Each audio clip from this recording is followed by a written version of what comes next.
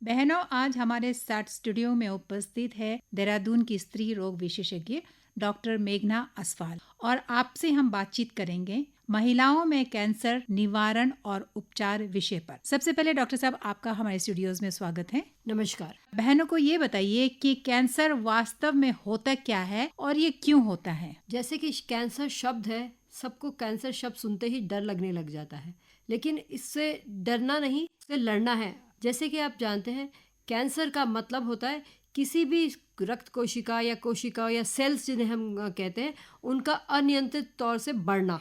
अचानक से उनकी वृद्धि होने लग जाती है और धीरे धीरे कर जब वो ज़्यादा बढ़ जाती है तो वो शरीर में फैल भी सकती है। जी, इसे हम कैंसर कहते हैं। तो हम बात अगर महिलाओं की करें तो महिलाओं में कितने प्रकार के कैंसर पाए जाते हैं। सामान्यतः से जो कैंसर पुरुषों में होते हैं वो महिलाओं में भी हो सकते हैं, लेकिन जो अगर हम महिलाओं के जेनिटल ट्रैक मतलब योनि से संबंधित अगर हम देखें तो सबसे जो कॉमन कैंसर पाया जाता है वो बच्चेदानी के मुखौने या सर्वाइकल कैंसर होता है। दूसरे नंबर पे हमारे पास आता है बच्चेदानी का कैंसर, जिसको हम यूट्राइन कैंसर बोलते हैं, और उसके बाद फैलोपियन ट्यूब वगैरह के, और सबसे बाद में एक हमारे पास जो एक और अहम कैंसर है वो है ब्रेस्ट कैंसर या स्तन कैंसर। तो ये प्रमुख कैंसर्स हैं जो स्त्रियों में पाए जाते हैं। जी, तो कैंसर रोग से ग्रसित होने के लिए कोई पर्टिकुलर उम्र है या किसी को भी हो सकता है। मैं इसमें कहना चाहूँगी कि अलग अलग कैंसर्स के अलग अलग एज ग्रुप होते हैं। कुछ ओवेरियन कैंसर्स तो हमारे बच्चों में भी पाए जाते हैं, डर्मोइड वगैरह जो है वो बच्चों में भी निकल जाते हैं। और कुछ जो कैंसर्स हैं वो हमारे जो एज ग्रुप होता है 25-35 इस एज ग्रुप में मिलता है। इसी प्रकार से जो हमारा बच्चेदानी का कैंसर है वो भी 2 स्टेज में ज़्यादा मिलता है, एक 35 से 45 एज ग्रुप में और एक 60-65 जो मेनोपॉजल वाला एज ग्रुप होता है वो। बच्चेदानी का जो कैंसर होता है वो यूजुअली हम मेनोपॉजल जो ये 45 से 65 का एज ग्रुप है इसमें हमें देखा जाता है। ब्रेस्ट कैंसर भी हमारा 40 प्लस लेडीज में ज़्यादातर देखा जाता है, किसी भी एज ग्रुप में मिल सकता है। हाँ, बस ये होता है वो किस प्रकार का है वो वेरी करता है। जी, हर कैंसर की अपनी अपनी रिस्क फैक्टर्स होते हैं। ज़्यादातर ये देखा जाता है कि हमारे जो यूट्रस से रिलेटेड जो कैंसर्स हैं, अगर सेक्सुअल एक्टिविटी वो जल्दी शुरू हो जाती है या फिर मल्टीपल सेक्स पार्टनर्स होते हैं, एक से अधिक पुरुषों के साथ उनके यौन संबंध रहते हैं, पर्सनल हाइजीन अगर उनकी ठीक नहीं रहती, लो सोशियो इकोनॉमिक स्टेटस के जो हमारे नीचे तबके के लोग हैं जो साफ सफाई पे विशेष ध्यान नहीं देते हैं, इन लोगों में ये संभावनाएं ज़्यादा रहती हैं। एक HPV वायरस होता है, ह्यूमन पैपिलोमा वायरस, उसके संक्रमण से इसमें कैंसर में वृद्धि ज़्यादातर देखी जाती है।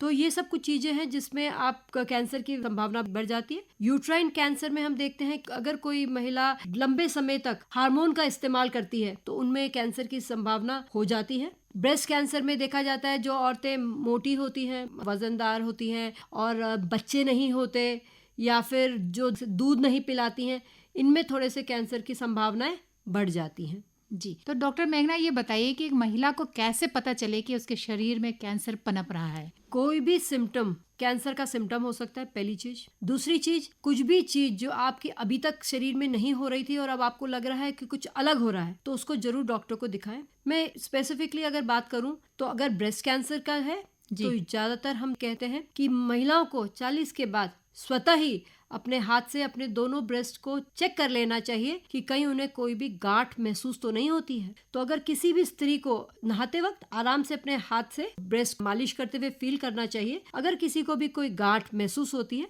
तो तुरंत ही अपना डॉक्टरी परीक्षण कराएं कि एक FNAC जांच होती है जिससे हम पता लगा सकते हैं कि कैंसर है या नहीं। कैंसर में सबसे पहली चीज है, जितनी जल्दी आप कैंसर को डिटेक्ट कर लें उतना उसका इलाज अच्छा होता है, संभव होता है और उसकी रिकवरी वगैरह अच्छी रहती है। तो ब्रेस्ट कैंसर के लिए तो आप स्वतः ही जांच कर सकते हैं। जी, दूसरा कैंसर जैसे मैंने बताया बहुत सबसे जो कॉमन है बच्चेदानी के मुखौने का कैंसर, उसमें ज्यादातर महिलाओं को मासिक की परेशानी रहती है। अगर आपका साइकिल जो नॉर्मल आपका मासिक चक्र चल रहा है उससे कुछ भिन्न हो जाता है जी, तो हम आपको यही सलाह देंगे कि आप जरूर एक बार डॉक्टर से परीक्षण कराएं। हो सकता है कि वो किसी और कारण से हो, लेकिन ये भी हो सकता है कि वो कैंसर के कारण है, तो वो डॉक्टर आपको परीक्षण करके बता देगा।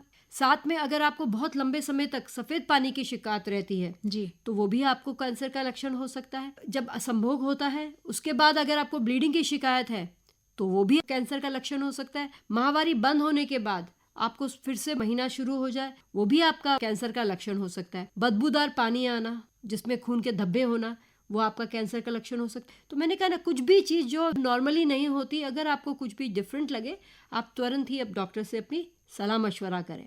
इसी प्रकार से हम कहते हैं स्पेशली पोस्ट मेनोपॉजल, मतलब जिनके माहवारी बंद हो गई है, अगर किसी भी स्त्री को माहवारी मासिक चक्र बंद होने के 6 महीने के उपरांत फिर से ब्लीडिंग शुरू हो जाती है जी, तो वो ज़रूर ज़रूर ज़रूर अपनी जांच कराएं, क्योंकि वो बच्चेदानी का कैंसर हो सकता है। जी। लेकिन अक्सर ये देखते हैं कि महिलाएं शर्माती, अगर उनके शरीर में कुछ हो जाता है, नॉर्मल चीज़ वो देखती हैं या महसूस करती हैं, डॉक्टर के पास जाने में हिचकती हैं। तो आप क्या कहना चाहेंगे उन महिलाओं के लिए?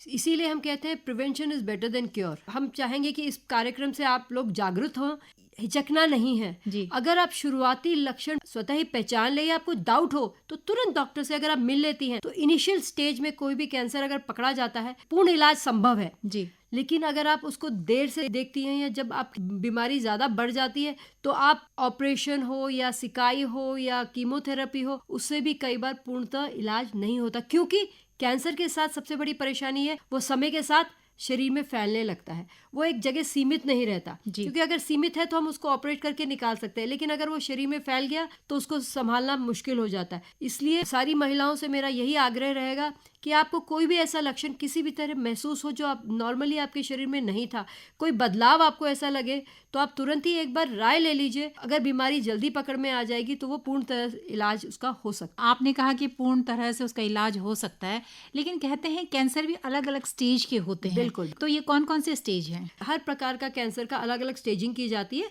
ये निर्भर करता है कि वो कितना फैला हुआ है, उस जगह पे, जिस जगह पे वो कैंसर हुआ है वो सिर्फ उसी जगह पे सीमित है या उसके आसपास की जगह में फैल गया है या उससे थोड़े चिपके हुए जो ऑर्गन्स है वहाँ फैल गया है या शरीर के किसी और भाग में फैल गया। यूजुअली हम कैंसर्स को 4 स्टेजेस डिवाइड करते हैं। तो इसीलिए मैंने कहा जब आप शुरुआती अगर लक्षण आप पकड़ लेते हैं तो आप उसे स्टेज 1 में अगर आप डिटेक्ट कर लेते हैं तो यूजुअली स्टेज 1 का इलाज हो जाता है। लेकिन स्टेज 2, स्टेज 3, स्टेज 4 तो इसका मतलब पूरे शरीर में फैल गया तो उनका पूर्ण इलाज संभव नहीं है। कैंसर जो है वो समय लेता है फैलने में। तो अगर आप इसमें पहचान पाते हैं कि भाई मैं कुछ लक्षण मेरे अबनॉर्मल हो गए, अगर हम उसी समय उसको डिटेक्ट कर लेते हैं, टेस्ट करवा लेते हैं, जांच में आ जाता है, सस्पिशन हो जाता है तो उसका तुरंत इलाज हो सकता है। जी, बहुत अच्छी बात आपने बताई डॉक्टर मेघना, हमारी बहनों को कितने प्रकार के कैंसर्स होते हैं, क्या किस स्टेजेस होते हैं। लेकिन जब एक महिला ग्रसित हो जाती है कैंसर से तो उपचार के क्या क्या तरीके हो सकते हैं? जी, जब कोई स्त्री ग्रसित हो जाती है तो जैसे मैंने बताया इलाज इस बात पर निर्भर करता है कि वो कहाँ का कैंसर है, किस प्रकार का कैंसर है, महिला की उम्र क्या है, उसका परिवार कंप्लीट हुआ है या नहीं हुआ। क्योंकि कुछ कुछ कैंसर तो बच्चों में भी मिलते हैं, कुछ कम उम्र की औरतों में मिलते हैं, कुछ मिडिल एज की औरतों में मिलते हैं, कुछ मेनोपॉजल एज में मिलते हैं। इसलिए हर प्रकार के कैंसर का इलाज अलग होता है। लेकिन ज़्यादातर हम देखते हैं एक जगह का कैंसर है तो वो सिर्फ ऑपरेट करके वो ठीक हो सकता है। अगर ओवरी का कैंसर है तो कई बार हम सिर्फ ओवरी निकाल देते हैं तो उससे काम चल जाता है। बच्चेदानी का कैंसर है, अर्ली स्टेज का है तो हम सिर्फ बच्चेदानी निकाल देते हैं या आसपास की चीज़ें निकाल देते हैं तो उससे कैंसर हमारा निकल जाता है। इसी प्रकार से ब्रेस्ट का अगर लोकोलेटेड कैंसर है तो हम उसको निकाल के ब्रेस्ट लंप निकाल सकते हैं या सर्जरी हो जाती है तो वो कंप्लीटली उसको क्योर मिल जाता है। लेकिन अगर स्टेज 2, स्टेज 3 जैसे कि मैं कह रही हूँ आसपास के ऑर्गन्स में फैल जाता है तो उसके लिए सर्जरी के साथ साथ, सर्जरी में आप मेजर कैंसर तो निकाल लेते हैं लेकिन जो आसपास की जगह है उसमें या तो आपको रेडियोथेरेपी मतलब सिकाई की ज़रूरत पड़ सकती है या फिर कीमोथेरेपी। कीमोथेरेपी मतलब जो हमारी कीमोथेरेपी वाली ड्रग्स होती हैं वो हम इंजेक्शन द्वारा शरीर में डालते हैं, जब जिसमें ज़्यादातर उसके लिए होता है जब हमारे पूरे शरीर में कैंसर के कण फैल जाते हैं तो तब हमें कीमोथेरेपी भी करी। और कंबाइंड थेरेपी होती है जिसमें हमें कई बार सर्जरी करनी पड़ती है और बाकी चीज़ों के लिए हमें रेडियो या कीमोथेरेपी करनी पड़ती है, या अगर बहुत ज़्यादा फैल गया तो कई बार हम पहले रेडियोथेरेपी करवा लेते हैं फिर ऑपरेटेड करवा लेते हैं और उसके बाद कीमोथेरेपी का कोर्स भी देते हैं। तो ये तीनों विधियाँ मिक्स होकर चलाई जाती है डिपेंडिंग, जैसे मैंने आपको बताया, कितनी उम्र है, किस प्रकार का कैंसर है, कहाँ का कैंसर है, कहाँ कितना फैला हुआ है और बाकी लिम्फ नोड्स हैं या कौन से ऑर्गन्स उसमें इन्वॉल्व है, इन सबको ध्यान में रखते हुए ट्रीटमेंट स्ट्रैटेजी बनाई जाती है और तब ट्रीटमेंट किया जाता है। रेडियोथेरेपी और कीमोथेरेपी की बात आप कर रहे थे, तो इन दोनों में कितना समय लग जाता है और अंतर क्या है दोनों में? जैसे मैंने बताया रेडियोथेरेपी में किरणें दी जाती हैं। जिस एरिया में कैंसर फैला होता है वो है कैंसर सेल्स हैं, उनको किरणों से मारा जाता है जी। क्योंकि जितने भी उसके आसपास में आएंगे उन सब पे थोड़ा बहुत असर करता है, लेकिन शरीर के बाकी अंगों में वो असर नहीं करेगा। तो ये हो गया रेडियोथेरेपी। जबकि कीमोथेरेपी में होता है कि हम नसों में ग्लूकोज के साथ साथ दवाइयाँ इंजेक्ट करते हैं जी। खून में हम वो दवाई डालते हैं क्योंकि हमारा खून पूरे शरीर में दौड़ता है, तो वो जो दवाइयाँ हैं वो पूरे शरीर में असर करती हैं।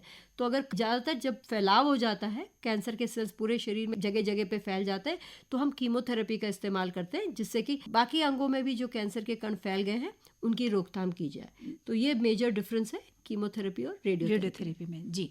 अक्सर महिलाएं डर जाती हैं, कहते हैं कि कैंसर का नाम भी नहीं लेना। एक भ्रम भी है हमारे महिलाओं में और समाज में हम देखते भी हैं, लोग कहते हैं कि कैंसर एक भयानक बीमारी भी है। लेकिन इससे बचने के लिए महिलाओं को क्या करना चाहिए? बहुत ही ज़रूरी है क्योंकि जैसे आपने कहा कैंसर का तो नाम ही कैंसर है, लोग उसी से डर के तो आधी प्राण तो उनके उसी से सूख जाते हैं। बचाव क्या कर सकते हैं? बचाव प्रिवेंशन बेस्ट है। पहली चीज़ जो हम कहते हैं, जागरूक होना बहुत ज़रूरी है जी। जब तक आपको उसके बारे में नहीं पता होगा आप उसको डिटेक्ट नहीं कर पाएंगे। तो जागरूक होना, जैसे हमने आपको जो जो लक्षण बताए उनमें से अगर आपको कुछ भी प्रति लगता है तो आप तुरंत डॉक्टरी सलाह लें। हाइजीन की बहुत ज़्यादा आवश्यकता है, अपनी साफ सफाई। दूसरा, सेक्सुअल इंटरकोर्स जो आजकल हम प्रवृत्ति देख रहे हैं कि लड़कियों में भी बहुत ज़्यादा हो गई है, ये थोड़ा सा अवॉइड होना चाहिए या फिर कॉन्डम का इस्तेमाल करें। लड़कियों में अब HPV वैक्सीनेशन शुरू हो गया है, ये भी हमारा सर्वाइकल कैंसर के लिए एक बड़ा स्टेप है जो अब हमारा उत्तराखंड सरकार भी फ्री ऑफ कॉस्ट स्टार्ट करने वाली है, जिनमें लड़कियां वैक्सीन लगवा सकती हैं जिससे कि कैंसर की रोकथाम हो सके।